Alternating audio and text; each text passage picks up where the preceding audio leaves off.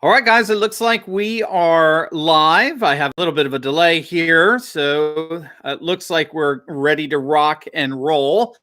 Come on in, one and all. Great to have you. I hope you're all doing well this evening. Come on in.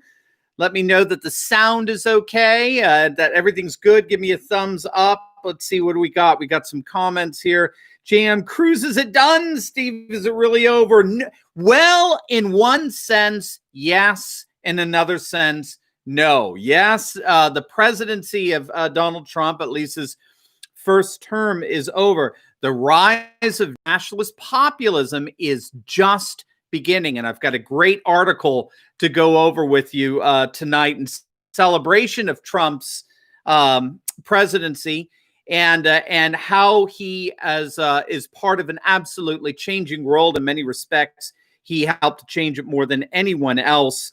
The rise of nationalist populism is going on all over the world as we speak. And we have the one and only Patrick J. Buchanan, a lovely essay that he wrote in honor of President Trump to guide us through that and to help comfort us through this. I assure you, these next 2 weeks we are going to be absolutely more determined than ever to knock down this ridiculous, pathetic globalist edifice. So anyway, as people are coming in here, I thought we would end President Trump's last full day by offering a bit of a retrospective on just what a historic presidency this was. There was simply no presidency like this one, certainly not in our lifetime. So come on in, one and all.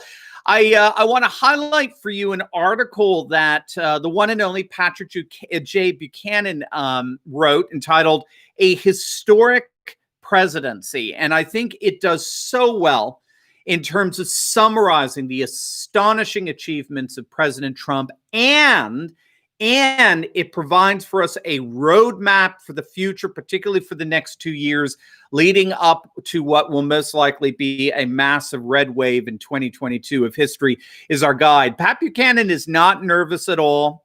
Pat Buchanan sees exactly what we see on this channel, that the nationalist populist revolt has literally just begun. And if anything, these next couple of years of Sloppy Joe or Sleepy Joe, whatever you want to call him, is just it's literally going to exacerbate the nationalist populist revolt. It's going to increase it and hasten it like never before. So come on in, everyone. We've got a wonderful piece here that I'm going to highlight if you're just joining us, by Pat Buchanan in praise of the presidency of Donald Trump. Now, before we begin, I do want to invite all of you to our exclusive live Q&A this Thursday night. Write it down. Take out that number 2 pencil.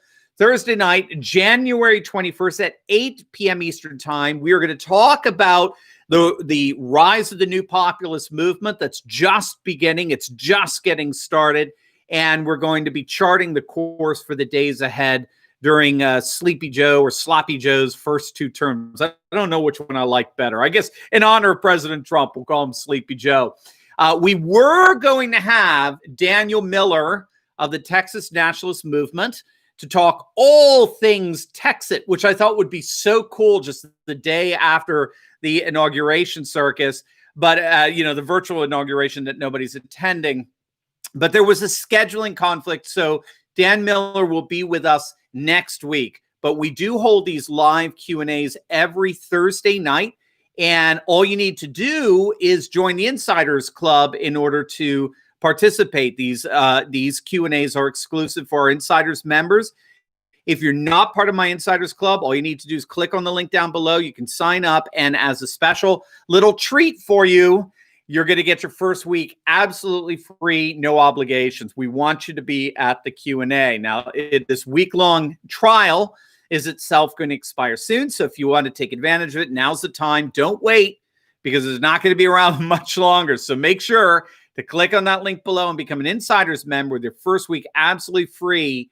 And we'll see you on Thursday night talking about our road ahead in this nationalist populist revolt that's just beginning in our live Q&A. All right, gang. So Pat Buchanan wrote a wonderful piece in praise of President Trump entitled A Historic Presidency. And I thought I would read some portions of it to you and give some commentary as we go along. So here's what Buchanan writes here.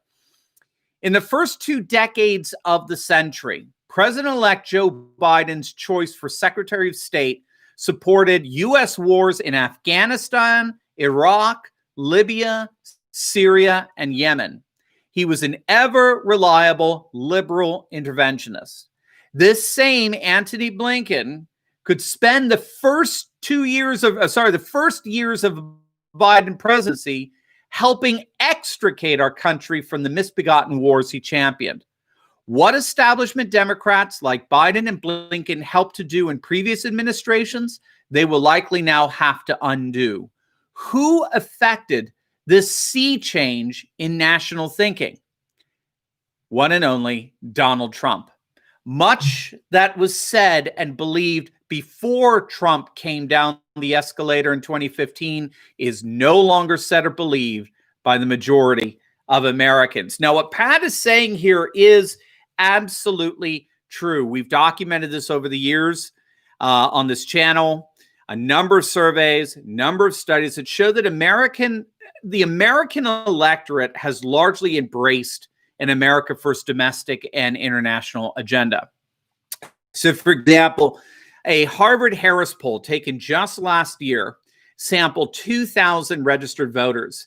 And what they found was that basically 3 in 4 voters evidenced political loyalties and sentiments characteristic of President Trump's nationalist populist America First platform and agenda. So, for example, when it came to immigration, voters were asked if they would have a moral duty to create an immigration system that protects the lives and jobs of our citizens. Okay, that's actually a direct quote from President Trump from one of his State of the Union addresses. In total, an astonishing 75% of all voters said they would be more likely to support a candidate who supported that position, which broke down to about 88% of Republicans, 75% of swing voters, and of course, 90% of Trump supporters. They all said that they would be more likely to support a candidate who believed that it was our moral duty to create an immigration system that protects the lives and jobs of our citizens first. When it comes to trade, this Harvard-Harris poll found that a total of 65% of voters, a supermajority, and keep in mind, this is before COVID, 65% that said that they would be more likely to support candidates who wanted to put tariffs on China, as Trump has done.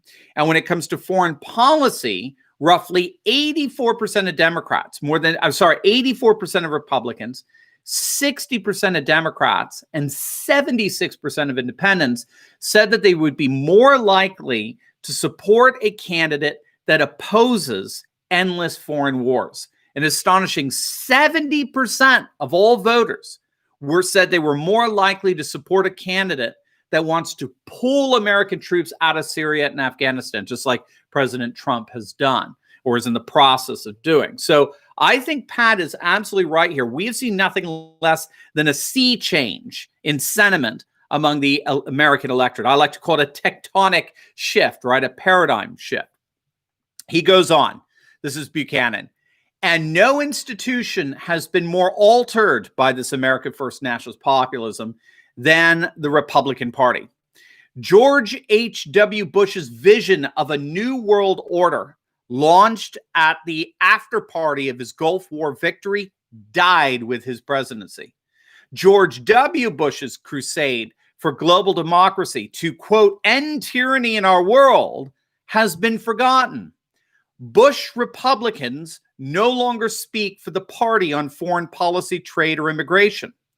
NATO will never be the same again after Trump rudely demanded that freeloading nations pay their fair share of the collective defense, or the Americans would pack up and come home from Europe.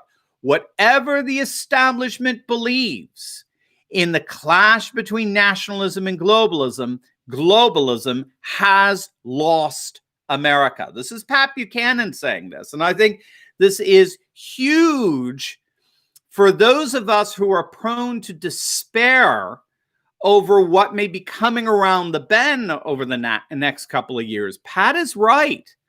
Americans simply have lost their appetite for globalism. Every study shows it. Americans no longer believe in a single one-size-fits-all political and economic system to be imposed on all peoples and all places. The days of tolerating endless foreign wars or tolerating an international supply chain that gives China complete control over our pharmaceutical manufacturing, or open borders that allow migrants to come in just as willy-nilly as they wish, those days are over. Now, no one thinks that message has made its way to Biden or the Democrats as of yet, but it will. It will, right? We've said since the election, the populist revolt is just beginning for all kinds of reasons. But the populist revolt around the world against the permanent political class in their respective nations has just begun, and it's growing everywhere. And that's where Pat goes next in his essay. He recognizes that this tectonic shift towards a nationalist populist paradigm, in our case, we call it America First or MAGA, what have you, is happening in its fashion all over the world in its own unique way in various different nations. And he gives examples for it. This is, again, Buchanan. Moreover, the world is going this way towards nationalist populism. Does not Xi Jinping put his own country first as he claims for China all the waters and islands for hundreds of miles into the East and South China Seas? Does not Vladimir Putin put his own country first as he seeks to bring back under Moscow's wing the former Republic Federation? Does Erdogan put Turkey first as he sends arms and troops to pursue his country's interests in Libya, Syria, Cyprus, the South Caucasus, and the Eastern Mediterranean clashes with Greece? Netanyahu put first, if not his own country, Israel. If country and nation are not first in the hearts and minds of Americans, what should them? Some, and you listen to this, unexistent order, the UN, NATO, a multilateral caucus of global institutions. I love Pat Buchanan. He's such a wonderful writer. But this is a very important wake-up call to all of you who are despairing about a new world order and this attempted globalist reset. In the end, there is simply no appetite for that anymore anywhere. Not in Brazil, not in Latin America, not India, not in Eastern Europe, not Russia, certainly not in Africa, and even Western Europe, especially with what appears to be the collapse of the leftist government in Italy going on right now. Not even Western Europe seems all that interested in any kind of globalist reset. Yes, I know it's just our Washington, D.C. and EU elite, our Davos party, the bullies in Brussels, who in the end only end up doing the bidding of China in the midst of all this. But if these studies are right, and if what Pat Buchanan is saying is right on, which I think it is, if the American electorate and the electorate throughout the world really have shifted towards a nationalist populist politics for the foreseeable future, the permanent political class, the Davos class, is in for a very, very rude awakening in this global reset. So keep that in mind. All right. Buchanan goes on. Under Trump, economic nationalism has displaced free trade globalism as the trade policy of the party and government, talking about the Republican Party. The GOP elite that backed Bill Clinton on NAFTA, supported a new transnational World Trade Organization, invited China to join the club, and accorded Beijing most favored nation trade status, is now silent. Tariffs to force open foreign markets and punish predator traders who take advantage of American workers have replaced the free trade fundamentalism that had been dogma since Dwight Eisenhower's days. Nor is the Republican Party likely to return to free trade as long as China first is the undeclared policy pursued by the nation that has now displaced us as the world's leading manufacturing power. That's huge. That's gigantic, because I think I think that globalists have largely, they have underestimated the resentment that people have right now towards China for all kinds of reasons. But if if they start viewing this sort of globalist reset as simply a reconfiguration of all the world's roads around Beijing, right, through their Belt and Road Initiative, what Buchanan is saying is you're going to see a backlash like you never dreamed. The George Bush, John McCain, this is again Buchanan, the George Bush, John McCain Republican Party was for amnesty for illegals and open borders for new migrants. Today's GOP supports the deportation of illegals and the 30-foot Trump wall on the Mexican border. And by the way, it's not just Republicans. Study after study demonstrates that the vast majority of populations in the West as a whole, so we're talking United States, Canada, Western Europe, vast majority of these populations, they want immigration radically halted and limited. Now, this is all documented in Matthew Goodwin's book on nationalist populism, published back in 2018. Again, the Democrats are going to be in for a very, very rude awakening when they try to open up the borders again. Extremely rude awakening. And so, by the way, if you just joined us, I'm reading through this excellent piece by Patrick J. Buchanan celebrating the presidency of Donald J. Trump and how truly historic his presidency is and was. And I do want to remind you that you are invited to our exclusive online Q&A this Thursday night, 21st of January, 8 p.m. Eastern Time. We're going to talk about charting the course for the days ahead during Sleepy Joe's first couple of years and why we could expect nationalist populism to grow beyond our wildest dreams. So this Q&A is exclusive for our Insiders Club members. And if you're not a part of my Insiders Club, all you need to do is just click on that link below, sign on up, and as a special incentive, you get your first week absolutely free, no obligation. We want you to be at the Q&A, but this deal's for a limited time, so make sure to click on that link below and sign up now. All right, so Buchanan goes on here. Not only is Trump is triumphant in the GOP's ideological battles, but its victory was validated in 2020. While Trump may have narrowly lost states that gave him an electoral majority in 2016, he grew the GOP presidential vote by 10 million, held the Senate, and added GOP votes in the House. This was written, by the way, before we lost Georgia. An almost unprecedented feat for a defeated president. Trump did not establish the new relationship with Russia he had promised, nor did he end the forever wars in the Middle East. Yet the U.S. is closer today to the exit ramps from Afghanistan, Iraq, Syria, and Yemen. Can anyone believe, listen to this, can anyone believe that Bush Republicans or the never-Trumpers are the future of the party when one considers the massive and visceral reaction of millions of Trump voters, even to the idea of conceding his defeat in this election? I'm going to say that again because I think it's so key. Can anyone believe that Bush Republicans or the never-Trumpers are the future of the party when one considers the massive and visceral reaction of millions of Trump voters, even to the idea of Trump conceding his defeat in this election? After the dust has settled from this election, Trump's achievements will begin to be recognized. He cut tax rates. And by the way, I should add, 95% of Republicans voted for Trump. 85% were absolutely adamantly opposed to the impeachment. I think it's higher than that. I'm relying on these ridiculous polls, but 95%, that's pretty standard based on exit polls. 85% against, figured it's probably more like 90% was against the impeachment. Do you really honestly believe that never-Trumper Mittens Romney is going to rebuild this party in his image on 5% of the Republican vote? You actually think Liz Cheney is going to be able to rebuild the party in her image, in her Bush-Cheney father's image, with 15% of the vote that supported her, 50% of the Republicans who supported her vote for impeachment? It's absurd, gang.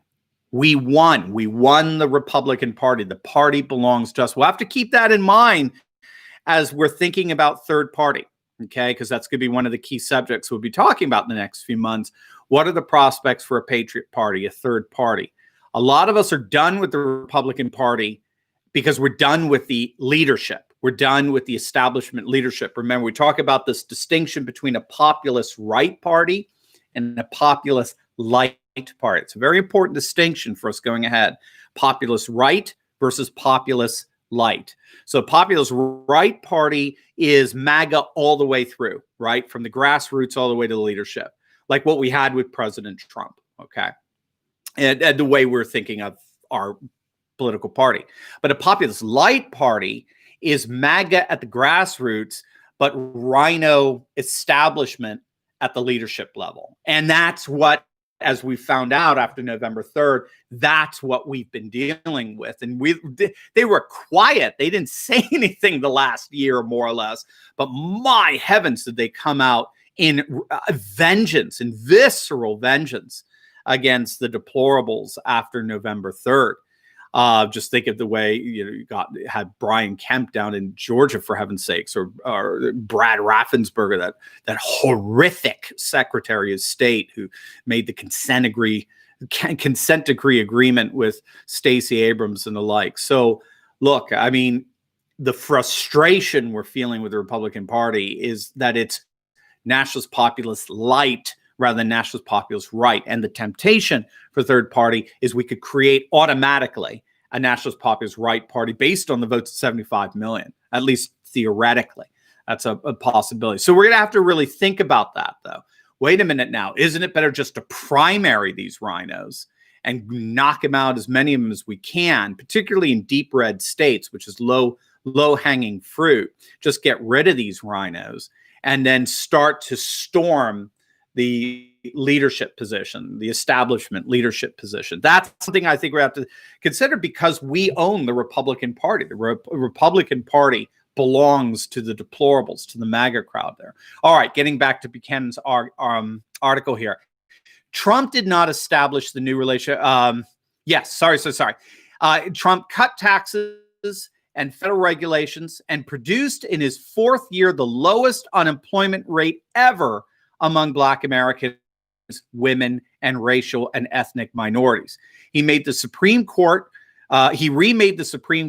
producing a 6-3 constitutionalist majority no predecessor was able to achieve. Let me make a little comment there because a lot of you might have winced at that. All right. 6-3 constitutionalist majority is true insofar as we're talking about the renewed federalism that's been slowly redefining the court since Roberts came on board, since he became Chief Justice. So there's been books, I believe the latest one was Ideas Have Consequences, on how the Supreme Court is actually it's intervened in gun rights disputes and in religious rights disputes thoroughly on the right and very consistently on the right. Just ask Andrew Cuomo, Governor Cuomo of New York. He, particularly on the religious issues, they have come in and they have basically taken, First Amendment, Second Amendment issues, and they take those very, very, very seriously. They knew what went on during the election and the last 2 months. I'm with you. I mean, I scratched my head and I'm in shell shock at how they just shut the door and said, no, thank you, and hid behind their benches. But when it comes to Second Amendment issues, when it comes to church-state issues, when it comes to religious freedom issues, they have been pretty solid 6-3. They've been quite extraordinary. Well, they will be. They've been 5-4 with Amy Coney Barrett now to be 6-3. So I think that's what Buchanan is getting at, in fairness. Moving on, Trump crushed ISIS in Syria and eliminated the caliphate there. He pulled us out of the Paris Climate Accord, the Iranian nuclear deal, and the World Health Organization. His Operation Warp Speed initiative helped produce 2 vaccines for the worst pandemic in a century within less than a year, and he brought the Dow back up to over 30,000. Not an unimpressive record, though our media elite will never can sit. Yeah, another way of putting it, this was a presidency like no other. This was a first term like no other, an absolutely astonishing, paradigm-shifting presidency that stuck it to the political class in one way or another every single day.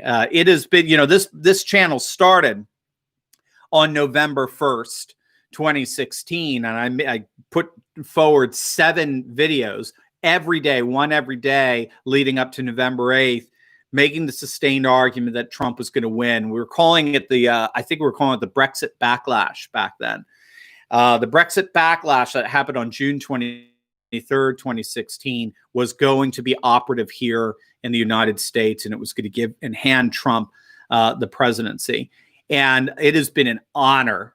It has been an absolute honor to stand by that man's side every step of the way for these last 4 years. I hope you guys would concur that there has not been a more supportive channel for President Trump, and will not continue to support him in the coming days than this one. So he's been absolutely astonishing and a fantastic leader. And I just simply, when you saw people like Drudge leave him, and, what's her name? Ann Coulter, leave him.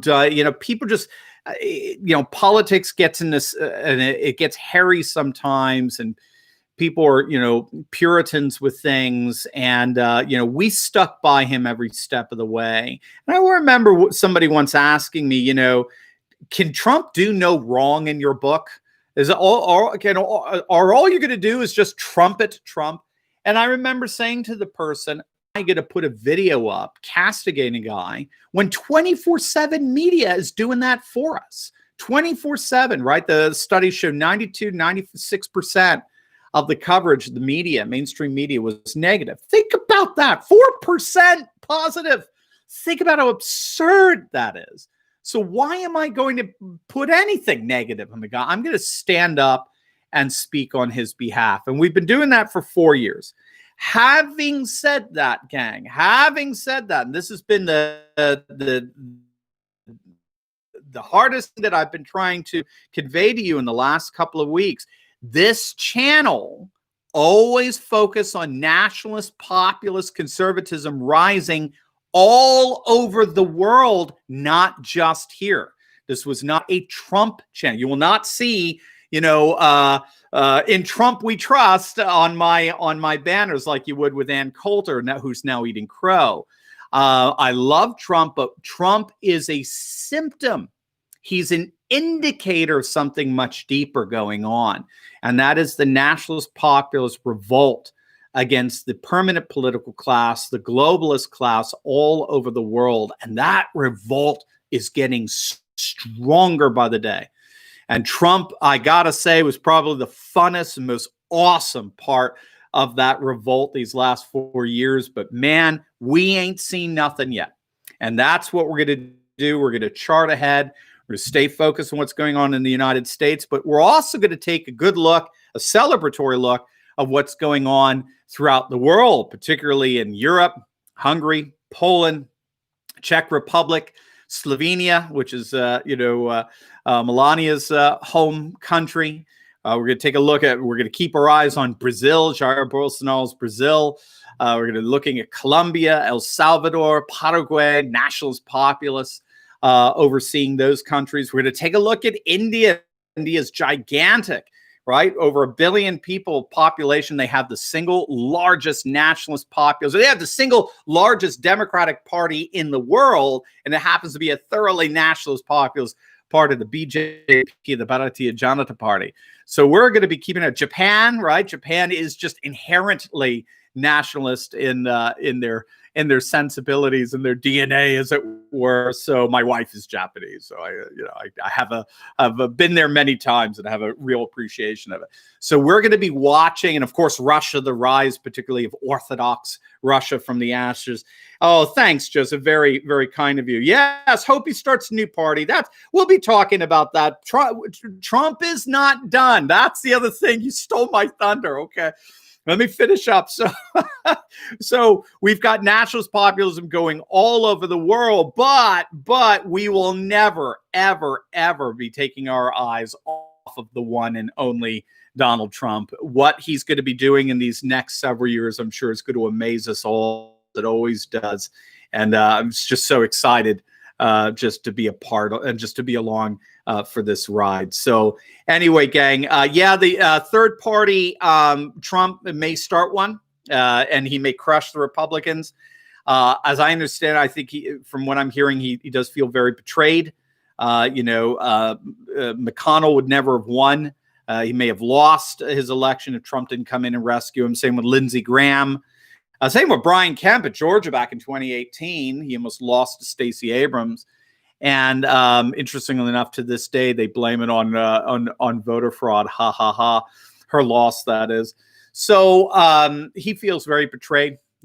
He was there for them, but they weren't there for him. So look, when all's said and done, he may just say, all right, we're taking the Republican Party down. I'm very interested to see what he does with big media and big tech. If he wants to start a vibrant, multi-billion-dollar, given the investor power that he can draw, a multi-billion-dollar, alternative to that and competitor to big tech. So that'll be very, very interesting as well. So anyway, absolutely, we're going to be on top of all that. So anyway, tomorrow's a new day, and it's going to be the first day of the next 2 years, riding it to what historically should be a red wave, either of Republicans or perhaps a Patriot Party that decimates the Republicans and ushers in a new official nationalist populist era for the right. So we'll be keeping our eyes very closely peeled to everything that's going on. We'll pick up with this and more during the live Q&A this Thursday night, January 21st, 8 p.m. You are all invited to get much deeper into these things here. Our live Q&As, of course, are exclusive for our Insiders Club members, which you can join by simply clicking on the link below. And for a limited time, you actually get your first week absolutely free. We want you to join, no obligation. Of course, we'd love you to stay as a Insiders Club member. But you'll be networking with thousands of conservatives from all over the world. That's the best part about our Insiders Club, is a thoroughly international, nationalist, populist group of people, an internationalizing of the nationalist right, as scholars will call it. That's what you'll get there, and you'll love it. And we need that bonding and that fellowship now more than ever. So click on that link below, become an Insiders Club member, try it out for free for a week, and I'll see you Thursday night at 8 p.m. Eastern for our live Q&A. Love each and every one of you. God bless, guys.